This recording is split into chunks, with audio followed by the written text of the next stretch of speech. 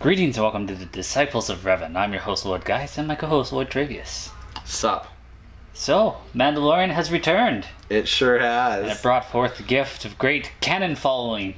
Did it? I thought so. Canon. Yes, very much so. EU canon, baby.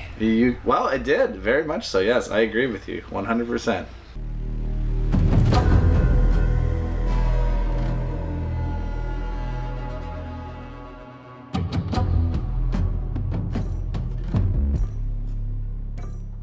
This episode starts out where Mandalorian's going to go see the Koresh, the underworld boss. Koresh, yeah, that was pretty cool. That was a really neat planet he was on, actually.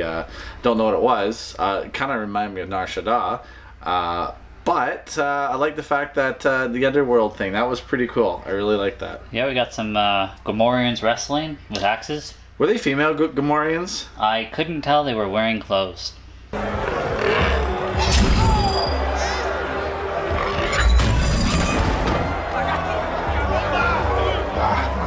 Not doing well.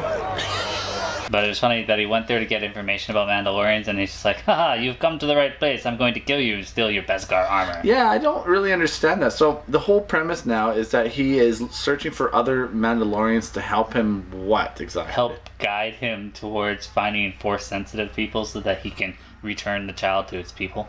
Okay. But the child was created, wasn't it not? I mean, come on, it's an experiment. That's what they were talking about in the first season. Well, it's got no people. We don't know yet. It's dead. But anyways, yeah, that was pretty cool. And then the match with that wrestling or whatever they were using, those they were like stun swords. It looks like some kind of, they weren't actual blades. They were like stun blades or something like that. Yeah. Yeah, and it was pretty good. It was pretty entertaining. Yeah, I liked the whistling birds when everybody's just like, he's screwed. It's like, no, I got this. I'm not. Well, the child. Well, I'm not going to use Baby Yoda anymore. I'm not. Yeah, I'll use Baby Yoda still. I don't. No, the child knew right away, and that's why he hit himself. You know what I like about the series itself? The Baby Yoda thing, it doesn't hit you over the head with it. It's subtle enough to be cute, but it doesn't make you sick like they did with the porgs. Yeah, right away. Eat that porg, Chewie. Eat that porg. He basically hangs that dude up, Koresh, outside, and those red glowy like creatures eat him. Yeah, I don't know, not too sure what those were called, but some kind of rabid shark dog type things, right? They looked cool.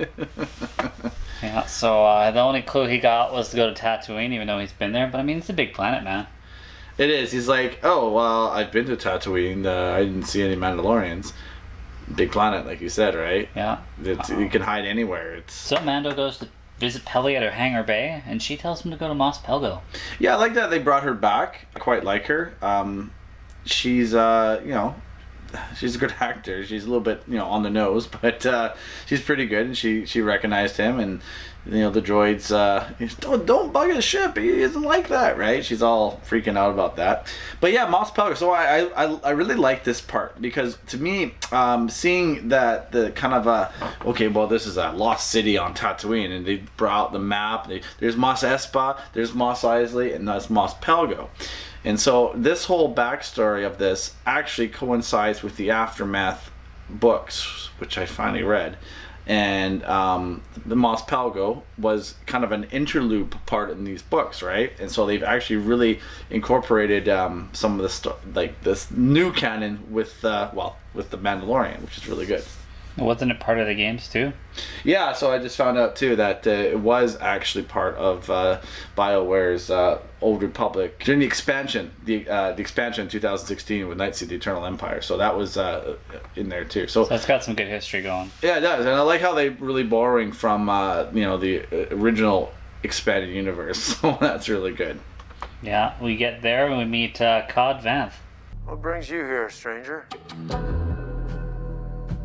I've been searching for you for many parsecs. Well, now you found me. We quake. 2 snorts of spotchka. Again, he was brought into the to the lore in Aftermath, and he wasn't a major part of those story arcs, but they had a lot. It was interesting writing how they did. They had the main sequence, and they had all these little interludes of what was happening around the galaxy. And one of the story arcs, smaller story arcs, was the called Vanth, and how we found the Mandalorian armor and stuff like that. Boba Fett's armor. Was that? Boba Fett's Yeah, armor. well, it definitely is. There's no other Mandalorian that would have been there, right? And so that was really good. I like that we got a backstory for like how it happened. Yeah, and they really it was very elaborate too. It's like this one thing about the series too. They do a lot of backstory. They do a lot of explaining, like they did with IG-11. When the Ugnaught, he was telling how he reprogrammed him and everything like that. So that was good. Hey, buddy. I thought Mando was a little bit forward with Vanth, be like, "You giving me that armor, or I'll kill you." Yeah, that whole interaction at first was interesting. Was he really gonna go toe to toe with him outside? Like, come on, really? I think I don't know. Either he had a plan to either try to kill him or just back away from the fight. There's just no way that you're gonna go toe to toe with the Mandalorian. Good luck, buddy. It's the town marshal. I mean, that's what he's got to do. But they get interrupted by Sandworm. Yeah, so we're in Tremors now. Yeah, Tremors or Dune. Or Dune. Desert planet.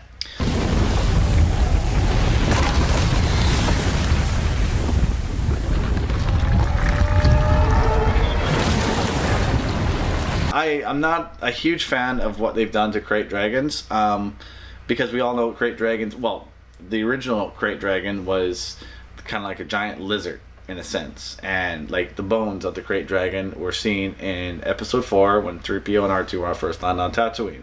So either this Krayt Dragon is kind of like a huge mutated one, or they've just kind of taken that lore. We're going to do something else with it now. Yeah, I mean, this definitely looks like a dragon when you did finally see it. Yeah. And it was huge. It ate a Sarlacc. Apparently. Now, are there many Sarlaccs, or is it just the one Sarlacc? I would assume there are many. But yeah, so apparently the Sand people were monitoring this this Krayt Dragon for many years and his habits. So maybe it's it was more of a freak, one of legends, the granddaddy of them all, per se, right? So yeah, they did a great job monitoring when they're just like, we're gonna feed this Vanth or whatever the giant thing was, and it's just like, oh, it didn't want it, it wanted you. Yeah, it's actually kind of funny.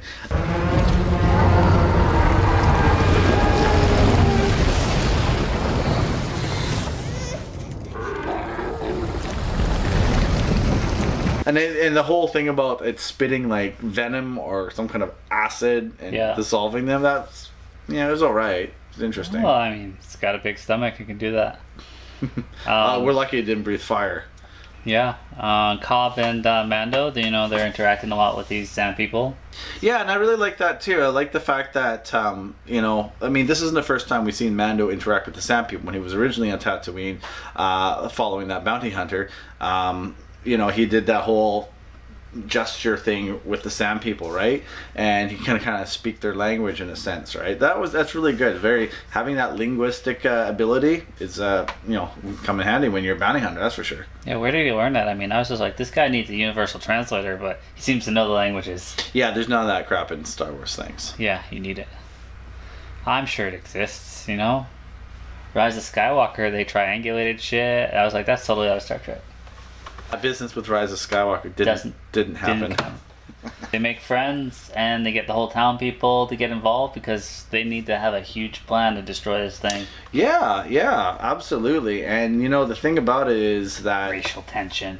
Well, you know what? That really plays strikes a chord with where we are in society today. I like the fact that they said that the Sand people will leave your village alone until someone raises a weapon against them, type thing, right? So that's good. I mean, Sand people are inherently raiders and they're very dangerous people. But for them to make that promise, and we had this debate the other day that you think that Sand people are actually people. Pretty sure that they're actually a different species altogether. They're not just humans. Well, I'm just going off of the Kenobi book that you still have not read, but it's been out for over 5 years. Yeah. What are the bones? That's the Krayt Dragon. And those little rocks. That's us. It's not the scale. I think it is. Well, as we're sitting there watching it, you're like, oh, get ready for a Cliffhanger. A cliffhanger. But I was happy that the episode was longer, but there was kind of a little bit some unnecessary footage. I think that could have progressed the story. I think his first interaction with the Sand People was kind of unnecessary. Because, like, you do see later he interacts with them, so the whole point of that was just, like, get directions, I guess. Get directions to Mos Pelgo, right? Yeah. And those obviously were different sound people, right? Yeah. So, that was interesting, too. But, at the end of the day, what happened? They killed the crate dragon. The sound people got their, what was it, an egg or a pearl or something like that? I think it's a pearl. I was calling it. I was just like, he's got to go inside. Got to Gears of War this shit and blow it out from the inside. Yeah, that was pretty good. I thought maybe that I didn't necessarily like the fact that they could burrow under the sand. I've never heard of a crate dragon that can do that. That's it's anything these days. They always put their new twists on things, right? And it's good and bad. It really is. It's neat, but at the same time, you're kind of going against what the original lore was, right? This was a bad idea. You're agitating that. These monsters can't be reasoned with. Sit back down before I put a hole through you. Overall thoughts of this episode? Well, I thought it was great. I thought it was a great start for a second season for this series, which we all were waiting for. I think that they picked probably the right time, although I was hoping for it to come out earlier. And they said originally it was October. Oh yeah, October 30th. So why didn't you just November, right? But the same time frame as last year. Really set the stage for I think what's going to happen throughout. It's going to be the same type of stuff. He's going to go to planet, find keys and secrets and all this stuff to find Jedi. I really hope though that they bring Moff Gideon, his story arc, back in sooner rather than later. I'd rather not have to go this entire season and wait for like the end to find out what happened to Moff Gideon, the dark saber he's got and everything like that. So I think this is the season they just start bringing everybody in. Like we get Ahsoka. Yeah. I don't know who Sasha Banks is playing, but I'm excited. Yeah, Sasha Banks. Yeah. But and Cara Dune, they're bringing her back too, I think. Yeah, Cara, Carl Weathers. Carl Weathers' character. And at the very end of the episode, we saw Boba. Yeah, so that's what I wanted to say. Yeah, so very likely that's Boba, but I mean a lot of people don't remember that at the end of that first episode when he was on Tatooine, they had someone that turned something over there, or he looked at the dead bounty hunter, and that was the same person. So I'm assuming that's actually would be Boba Fett, but you never know. They could throw a monkey wrench and it could be something completely different, as it often has been, right? So you don't think it's Boba? You think it's gonna be Clone Trooper, retired Clone Trooper? Well, is that the same actor that's playing him? Yeah. Temuera Morrison, or yeah. Good. Yeah. I mean, I really hope so. So I mean, that's gonna be awesome. I love the connections. I love the connections and the nostalgia, and I like see this series. It really plays to the heartstrings of true Star Wars fans. It's not this weird let's try something else type stuff. They're sticking with the stuff that works, but they are making it different too. They're going to new places, they're seeing different things, they're adding characters. I love the underworld current of this series. I love the fringe. We're not dealing with Republic, we're not dealing with Empire, we're not dealing with Rebel Alliance.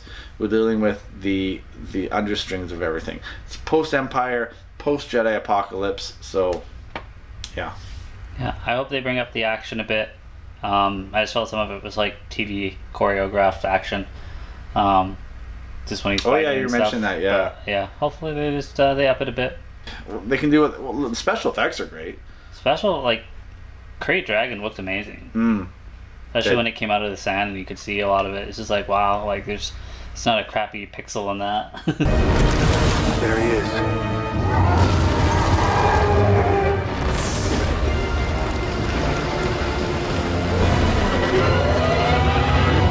They definitely have movie quality graphics and special effects for this series for It's sure. not like they're making any movies right now. No. Actually, I think right now, I mean, it's good regardless of, because of where we are in society right now with COVID. Hey, is this our first thing since COVID started? We were gonna do Hercules, but then somebody had to move. See, you can tell we're in a new location. I miss my bar. Anyways, so yeah, wow, this is interesting. So what the society is right now with COVID, and we're sitting there and having to watch these streaming sort of things, and this is the best time for something like this now, right? So yeah, I mean they're already they're gonna get going on Cassian and Kenobi, so we're getting another series. And honestly, if any of the rumors are true about Pedro walking off set, like you can expect this series to spin off into other things. I think Pedro, I don't know. I think the rumors are exaggerated. Yeah, I can't see it being good for anyone's career to walk off set as an actor, because then who's gonna hire you? Wow, doesn't make sense. If you're known to you know, be really tough to work with, you don't get a lot of calls back. Let's just say that. So yeah. Anyways, yeah, really good. Yeah, enjoyed it. Enjoyed it. As always, thanks for watching. Peace.